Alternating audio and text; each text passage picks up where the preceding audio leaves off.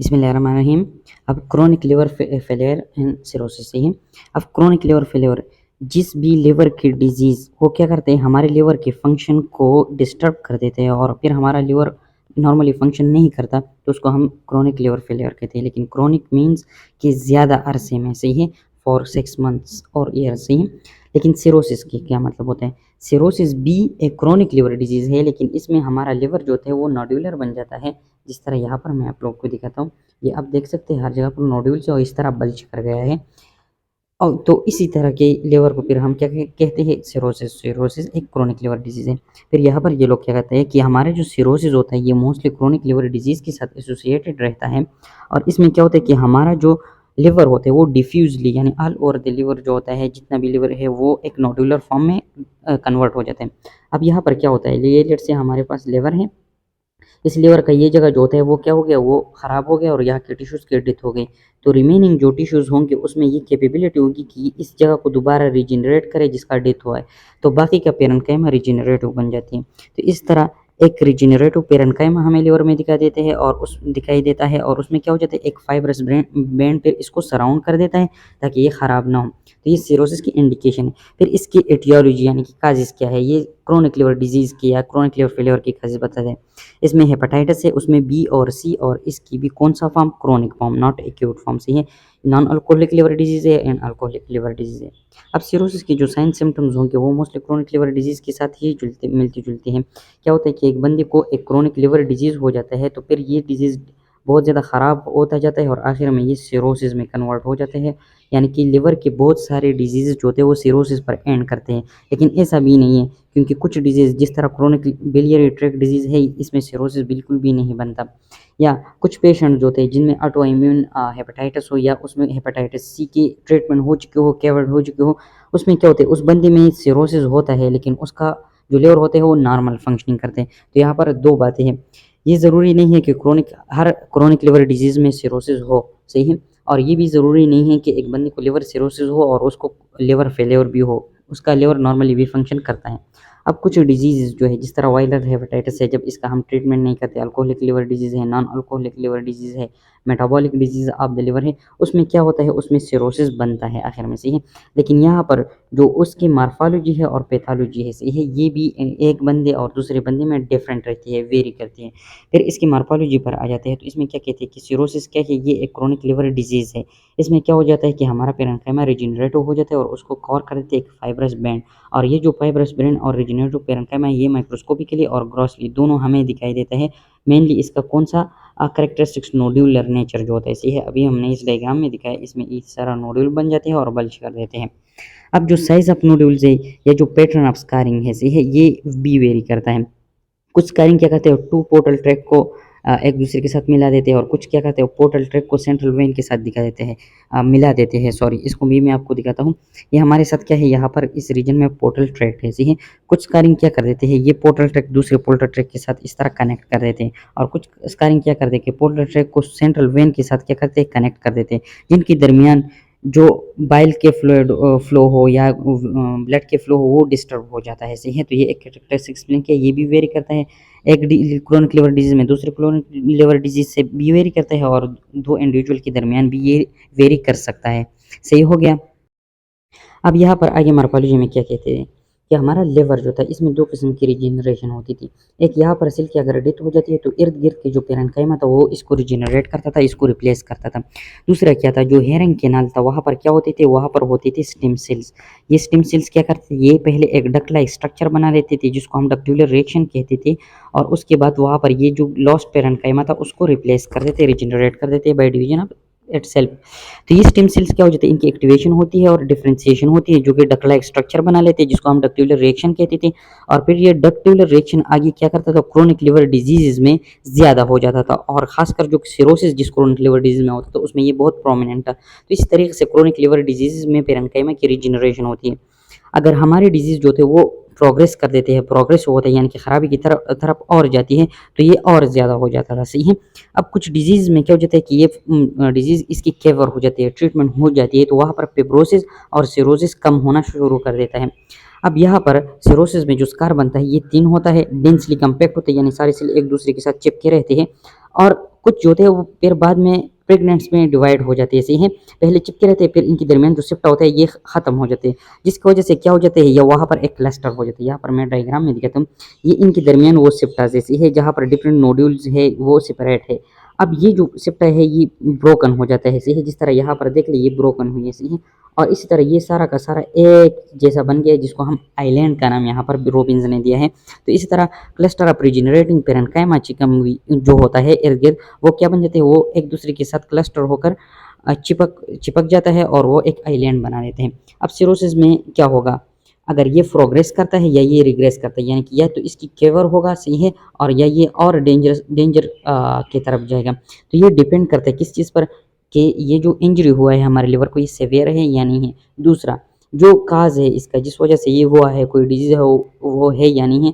तो उसकी परसिस्टेंस, यानी कि अगर वो काज हम हटा देते हैं तो ये सिरोसिस ठीक हो जाएगा, अगर वो काज पड़ा रहता है और हम उसके ट्रीटमेंट नहीं करते तो ये और प्रोग्रेस करेगा और भी खतरनाक होता जाएगा। इसके अलावा क्या कहते हैं कि 40% ऑफ द पीपल जिसको सिरोसिस क्रोनिक लिवर डिजीज हो उसमें साइन सिम्टम्स नहीं होती, इवन ये डिजीज होते हैं बहुत एडवांस स्टेज में चला जाता है, और कुछ में तो एंड स्टेज में साइन सिम्टम्स अपीयर हो जाती है, लेकिन वो भी नॉन स्पेसिफिक होते हैं। नॉन स्पेसिफिक का यहाँ पर मतलब ये कि ये जो साइन सिम्टम्स होते हैं ये दूसरी डिजीज में भी कॉमन होते हैं। जिस तरह कौन से साइन सिम्टम्स है, वेट लॉस है, एनोरेक्सिया है, वीकनेस है, और कुछ लिवर फेलियर की साइंस है जिस तरह जॉइंटिस हो गया, इंसेफ्लोपैथी हो गया, कोगुलोपैथी हो गया, ऐसी हैं। और ये एक्यूट लिवर फेलियर में भी इस तरह के साइन सिम्टम्स होते हैं। अब इसकी स्पेसिफिक साइन सिम्टम्स क्या है, सही है chronic liver disease and cirrhosis की। तो यहाँ पर सबसे पहले इन्होंने नाम दिया सेवियर जॉइंटिस, सही है वो जॉइंटिस जो बहुत ज़्यादा टाइम के लिए रहता हो।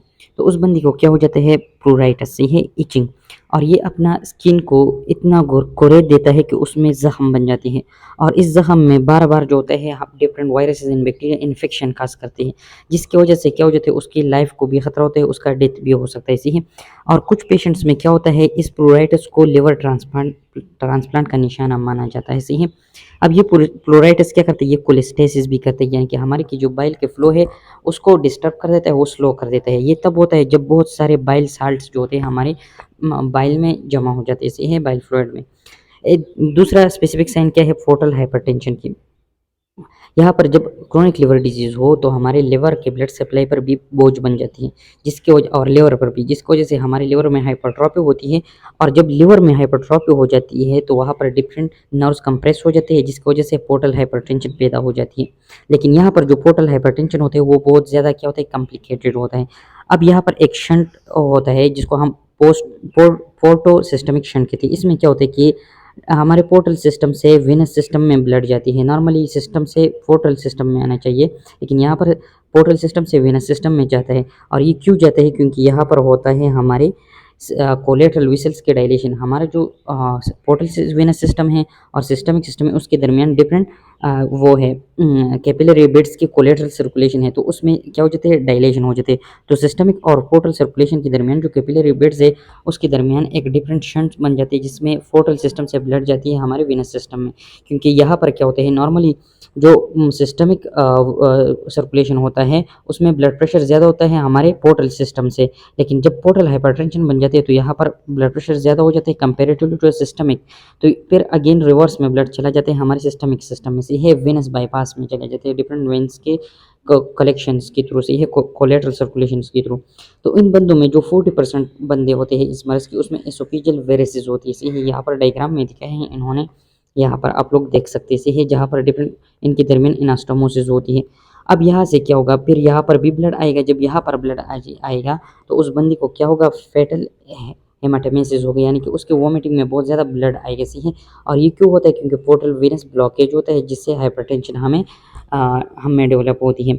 अब पोर्टल हाइपरटेंशन के बारे में अगेन वही बात कहती है कि यहाँ पर स्प्लीनों में गिली हो जाती है। जब स्प्लीनों में गिले हो जाती है तो हमारा स्प्लीन के जो रेड एरिया होते हैं वहाँ पर सर्कुलेशन जो होते हैं वो रिस्ट्रिक्ट हो जाती है, वो कम हो जाती है, जिसकी वजह से जो प्लेटलेट्स होते हैं वो ब्लड में नहीं आते, और हमारे प्लेटलेट्स का जो कंसंट्रेशन होता है वो ब्लड में डिक्रीज कर जाता है, ऐसे ही। अब यहाँ पर इस डायग्राम में आप देख सकते हैं स्प्लीन में जब स्प्लीनों में गिली हो जाती है तो यहाँ पर जो पोर्टल सिस्टम वेन्स होते हैं इसमें जो डिफरेंट प्लेटलेट्स वगैरह आएगा वो फिर नहीं आ सकेगा ड्यू टू इट्स कंप्रेशन। तो इस तरह हमें हमारे प्लेटलेट्स का कंसंट्रेशन भी कम होता जाता है। अब यहाँ पर दूसरा साइन जो है वो है हाइपर एस्ट्रोजोनेमिया से, यानी कि एस्ट्रोजन का जो लेवल होता है वो हमारे ब्लड में ज़्यादा हो जाता है। ये भी क्रोनिक लिवर डिजीज़ की वजह से होता है। क्यों होता है? क्योंकि यह लिवर है, लिवर जो होता है वो डिफरेंट कोलेस्ट्रॉल्स की मेटाबॉलिज़्म भी करता है और एस्ट्रोजेंस भी जो है कोलेस्ट्रॉल है। तो मेल्स में जब इसका मेटाबॉलिज़्म डिस्टर्ब हो जाती है तो इसकी वजह से क्या होगा, जो पाल्मर साइड होते हैं उसमें एरिथेमा हो जाता है, क्योंकि वहाँ पर वेसल्स डायलेट हो जाते हैं और रेडनेस दिखाई देती है।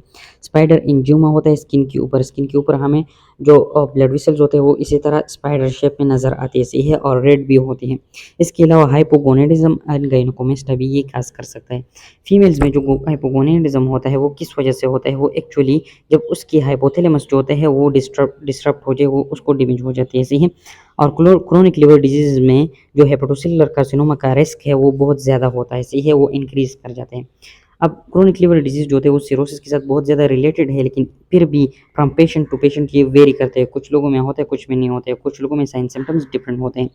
अब कुछ लोगों में यहाँ पर जो पोर्टो सिस्टमिक शंट्स बनती थी ये इर्रिवर्सिबल बन जाते हैं, ये फिर वापस नहीं होता, तो उसमें जो पोर्टल हाइपरटेंशन होते हैं वो बहुत ज़्यादा होता है, हद से ज़्यादा हो जाता है, सही है। लेकिन जब हम क्रोनिक लिवर डिजीज़ और सिरोसिस को क्योर कर देते हैं तो इस इर्रिवर्सिबल शंट की वजह से वहाँ पर फिर भी पोर्टल हाइपरटेंशन रहता है, सही है। अब कुछ लोगों में क्या होता है, जो डेथ का काज़ होता है वो एक्यूट लिवर फेलियर होता है और हेपेटोसेलुलर कार्सिनोमा होता है। हेपेटोसेलुलर कार्सिनोमा अभी हमने पढ़ा कि क्रोनिक लिवर डिजीज़ में हेपेटोसेलुलर कार्सिनोमा का रिस्क बढ़ता है, तो सेकेंडरीली हेपेटोसेलुलर कार्सिनोमा जो होते हैं वो इस डेथ का काज़ हो जाते हैं।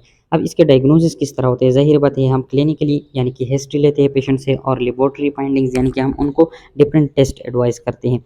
इसके अलावा एक टेस्ट जो होते हैं उसको क्या कहते हैं? उसको कहते हैं पोर्टल वेज प्रेशर। इसको भी हम मेजर करते हैं। इसमें क्या कहते हैं, हम जो पोर्टल वेन होते हैं उसमें कैथेटर पास करके ऑब्स्ट्रक्ट कर देते हैं और वहाँ पर फिर हम ब्लड प्रेशर मेजर कर देते हैं, क्योंकि पोर्टल सिस्टम के ब्लड प्रेशर और जो सिस्टमिक ब्लड प्रेशर होते हैं उनके दरमियान कंपैरिजन होता है, थोड़ा सा पोर्टल सिस्टम वेनस प्रेशर कम होता है, तो यहाँ से हमें पता चलता है कि हाँ सिस्टमिक सिस्टम से यहाँ पर प्रेशर ज़्यादा है या कम है, सही है। इसके अलावा हम उनके लिए लिवर बायोप्सी करते हैं जब पोर्टल हाइपरटेंशन जो होते हैं उसका प्रेजेंस भी हो, सही है, ये प्रेजेंट भी हो और सेवियर भी हो। अब क्या होते हैं कि जो पोर्टल हाइपरटेंशन होते हैं ये उसमें जो डिफरेंट फिब्रोसिस होते हैं वो किस तरह होगा? कुछ में जो सेप्टा बनता है वो 3 बनता है, सही है। और वहाँ पर जो रिजेनरेटिव पेरेन्काइम होते हैं वो एक दूसरे के साथ चिपका कर एक आइलैंड बना लेते हैं, जो अभी हमने डायग्राम में देख लिया। ये जो होता है पोर्टल हाइपरटेंशन के साथ ये बहुत कम होता है, सही है, ये नहीं होता है, पोर्टल हाइपरटेंशन की वजह से ये बहुत कम होता है। लेकिन कुछ पेशेंट्स में क्या होता है, जो फिब्रस सेप्टा होता है वो बहुत थिक होता है, सही है। और वहाँ पर जो रिजेनरेटिव पेरेन्काइम होते हैं उसका लॉस हो जाता है इंस्टेड ऑफ आइलैंड बनाने के, सही है। तो यहाँ पर ये पोर्टल हाइपरटेंशन की वजह से भी होता है और एंड स्टेज लिवर डिजीज की वजह से भी होता है। अब इसके साथ एक छोटा सा टॉपिक डिस्कस किया है, acute on chronic liver disease. अब ये क्या कहते हैं यहाँ पर कि acute on chronic liver disease, यानी कि एक बंदे को क्रोनिक लिवर डिजीज था और उसके ऊपर एक्यूट लिवर डिजीज आ गया। इसमें क्या कहते हैं कि एक बंदे को क्रोनिक लिवर डिजीज था बहुत सारे ज़्यादा अरसे से, तो उसकी बॉडी ने क्या किया, कंपेंसेशन शुरू किया, यानी कि अपने आप को इस क्रोनिक लिवर डिजीज के साथ स्टेबल किया। लेकिन फिर किसी कास की वजह से, किसी वजह से उसकी बंदी के ऊपर क्या हो जाता है, सडनली एक्यूट अटैक हो जाता है एक्यूट लिवर फेलियर के, और उसमें एक्यूट लिवर फेलियर की साइन सिम्टम प्रोड्यूस हो जाती है।